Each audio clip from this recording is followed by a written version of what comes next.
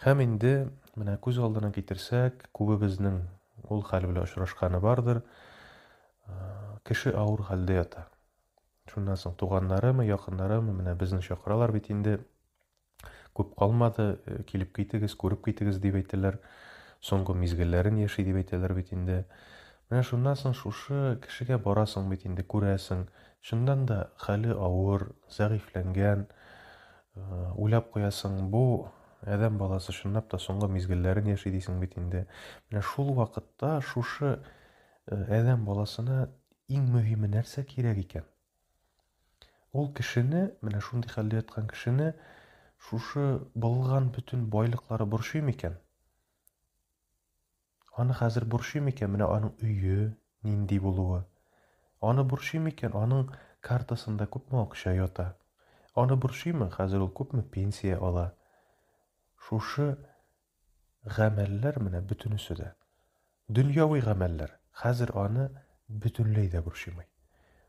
Аңа хәзер иң кирәге менә шушы дөньядан Аллаһы Тәгалә кушканча китергә кирәк.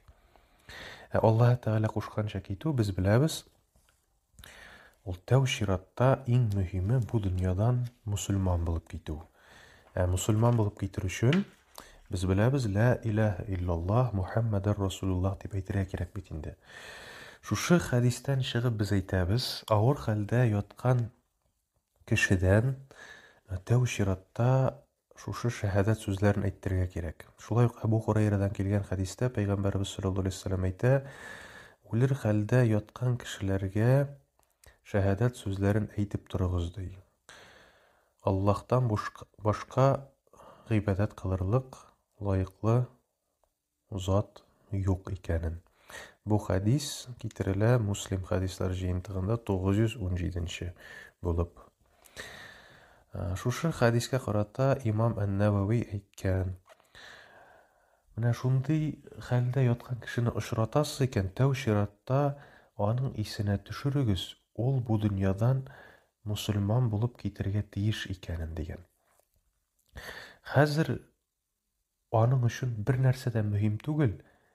Менә шушы шәһадәт сүзләрен әйтүдән тыш шушы гына мөһим. Чөнки шулай хәдис бар, Пәйгамбәрбез саллаллаһу алейһи ва саллямның сүзләре, кемнең азакы сүзләре бу дөньяда ла илаһа иллаллаһ булды, ул җәннәткә керәчәк дигән бит инде. Шуңа күрә дә якыныңнанмы, туганыңнанмы, гомумән әйткәндә, шушы дөньядан китеп барган кешедән шәһадәт сүзләрен әйтергә тырышырга кирәк. Әйтергә тырышырга дигән сүз аны мәҗбүриләргә ярамый. Шушы кеше кырында шушы сүзләрне тыныч кына кабатларга кирәк. Килеп, әйдә шушы сүзләрне әйт, кабатла диеп, киресенчә син ул кешедә нинди дә булса ачу тудырырга мөмкинсең. Һәм ул кеше ачуы туып, бу сүзләрне бөтенләй әйтмичә китеп барырга мөмкин, Алла сакласын. Шуңа күрә дә шәһадәт сүзләрен әйттерү, шушы авыр хәлдә яткан кеше кырына килеп, тыныч кына шушы шәһадәт сүзләрен кабатлап, матур итеп кенә, әйбәт мөнәсәбәттә шушы кешегә аңлатып әйтергә тырышырга кирәк инде. Бөтен әйбердә, менә шу бөтен гамәлләрдә йомшак, тыныч, яхшы рәвештә үтәлергә тиеш бит инде. Бу гамәлгә шулай ук дәлил булып тора. Пәйгамбәрбез саллаллаһу алейһи ва саллям тормышыннан бер хәл, качан аның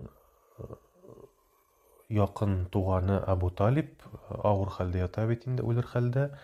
Пәйгамбәрбез саллаллаһу алейһи ва саллям аның янына килә. Аның янында шул вакытта Абу Талибның якыннары утырган була бит инде. Һәм Пәйгамбәрбез саллаллаһу алейһи ва саллям әйтә: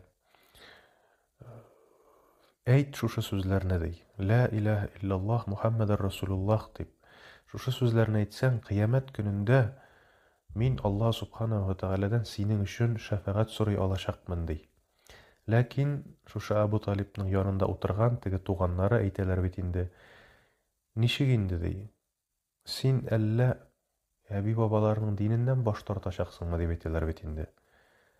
Шуннан соң Абу Талиб Пәйгамбәрбез саллаллаһу алейһи ва саллямның сүзләрен кабул итмичә, әбиләренең һәм бабаларының динендә үлеп китә бит инде, һәм шуның өчен ул җәһәннәмгә эләгәчәк. Алла Субхана ва Тәгалә үзе сакласын. Менә бу авыр хәлдә яткан кешегә карата кылына торган гамәлләрнең иң мөһиме булып санала дип әйтсәң дә була. Шушыны һәрбер адәм баласыннан әйттерергә тырышырга кирәк. Ләкин Алла Субханаһу ва Тәгалә шулай кылырга мөмкин,